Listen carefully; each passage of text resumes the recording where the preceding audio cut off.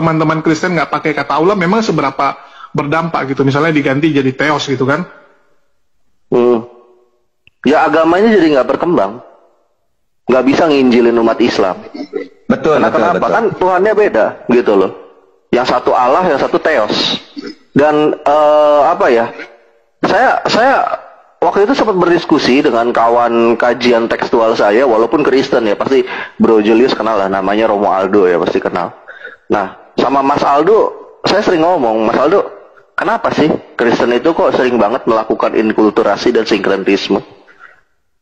Ya, biar mudah bro penginjilannya. Diakui sendiri oleh kalangan kekristenan. Gitu loh.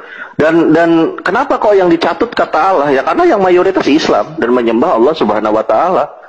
Dan kalau misalkan di Indonesia ini yang mayoritas Hindu, saya jamin itu theos akan diterjemahkan jadi dewata. Boleh iris kuping saya. Dan memang dalam salah satu strategi penginjilan itu dari kalangan Kristen Protestan itu masih mencatut strateginya Kristen Katolik Roma. Yakni apa? Dalam melakukan pemberitaan Injil itu mengutamakan namanya sinkretisme dan inkulturasi. Boleh tanyakan kepada mereka. Kita jujur-jujuran aja gitu loh. Pasti akan mereka iyakan seperti itu. Gitu Bro Julius. LAI itu setengah hati. Pada saat kita tonton di YouTube channelnya, alasan mengapa mereka melakukan revisi dan mengeluarkan edisi TB2 LAI adalah mereka mengikuti KBBI dan EYD. Tapi sayangnya nih, kalau mereka konsisten, maka kata Allah itu akan hilang. Kata Injil akan hilang, malaikat akan hilang, nabi akan hilang, dan banyak lagi yang hilang. Terutama kata Allah.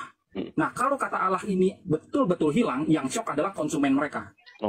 Ya, konsumen mereka ini bukan dari kalangan jemaat biasa, tapi pendeta-pendeta besar. Jemaatnya itu ada banyak. Gereja-gereja besar ya, yang jemaatnya ada ribuan. Nah, mereka lah yang akan komplain. Kenapa? Karena berkat terjemahan LAI sejak 1954 mereka berdiri, di situ sudah memuat nama Allah sebanyak 6.000 sekian. Jadi, efeknya adalah ya pengajaran-pengajaran dari mimbar itu sudah mengajarkan ajaran yang berbau-bau Arab. Ini baru 4. Ini sudah bikin heboh. Bagaimana kalau 6.577 kesalahan Alkitab dibuka secara belak-belakan? Waduh, kiamat kali ya. Tapi ada para teolog Kristen suka berkata begini, heboh apanya Pak Yosua? Itu cuma berlebihan saja, nggak ada masalah kok. Ini bahasa teolog yang agak tolol dikit ini. Nah, tolol gia ini. Karena apa? Ini nggak main-main. Bagaimana Anda seorang scholar, ahli katanya biblika itu, sudah buat jurnal segala macam, tapi ternyata Anda nggak ngeh gitu loh, bahwa Alkitab yang kita pakai ini punya banyak kesalahan gitu loh. 6.577 itu bukan hal yang main-main itu, saudara-saudara. Itu hal yang cukup luar biasa. Ya ternyata Alkitab ini kacau gitu loh. Dan ini boleh dikata bisa masuk pada taraf penyesatan ini kepada umat Tuhan.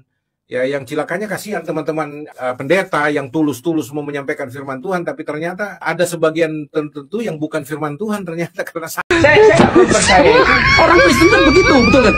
Dia sama saudara seimannya, dia nggak tahu Alkitab bahasa asli saja tidak tahu, bahasa Yunani dan nggak tahu, kemudian tengkar Alkitab yang ayat-ayatnya juga salah, terus musuhan gitu Bapak sekalian. Kalau Anda kebetulan menggunakan Alkitab yang salah, Anda berdebat dengan orang, Alkitabnya sama-sama salah. Kita